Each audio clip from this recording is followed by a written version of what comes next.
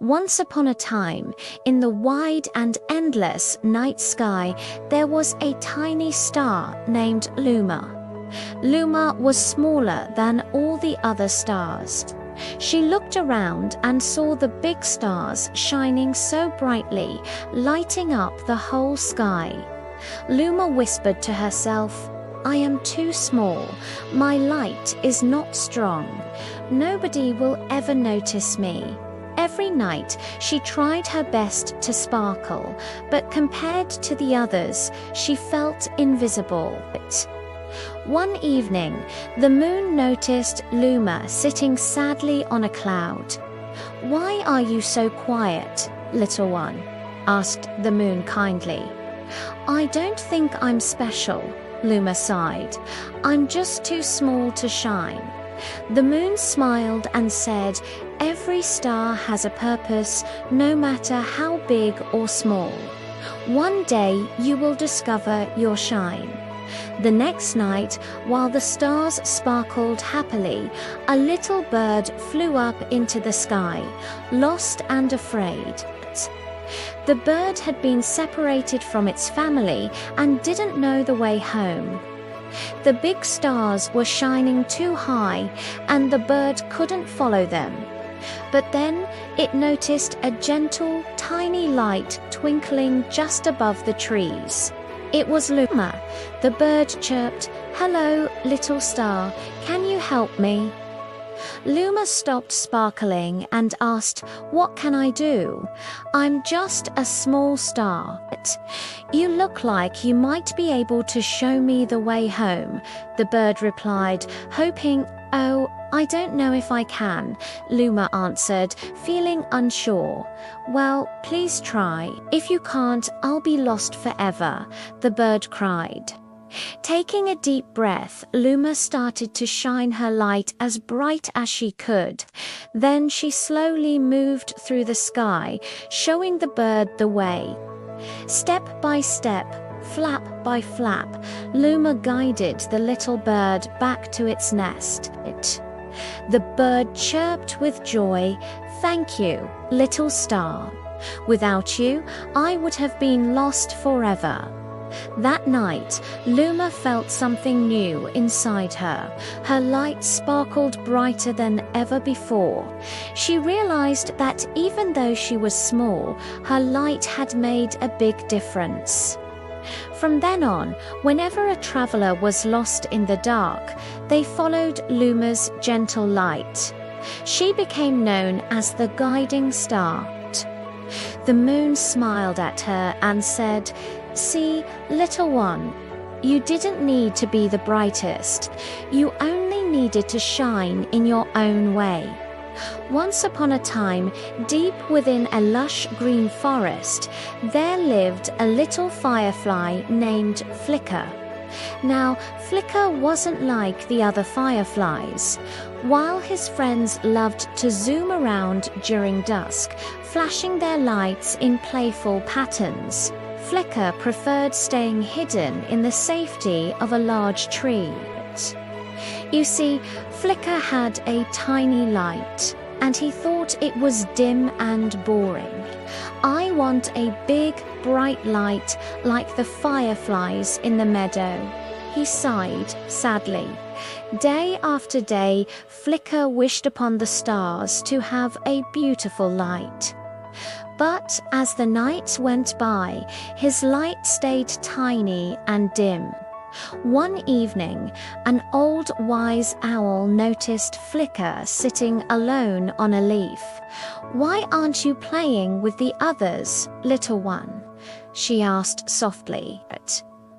"I wish I had a pretty light like theirs," Flicker replied. Looking down, the owl hooted softly and said, "But, Flicker, your light is special too. You just haven't discovered how yet." The next night, while the forest was fast asleep, a little mouse crept out of his hole. He was searching for some berries when suddenly, squeak, squeak, a big, scary spider dropped down from a tree, trying to catch the mouse for dinner. "Help, squeaked the mouse. Just then, Flicker flew by and saw the scared little creature. Thinking quickly, he flew in front of the spider and flashed his light right in its face. "Squint, squint," the spider screamed. Startled by the bright light, the mouse quickly ran away, and Flicker chased the spider away too. "Thank you, Flicker," squeaked the mouse. "You saved my life." Feeling brave and proud, Flicker realized that his light wasn't dim and boring. It was actually bright enough to help others.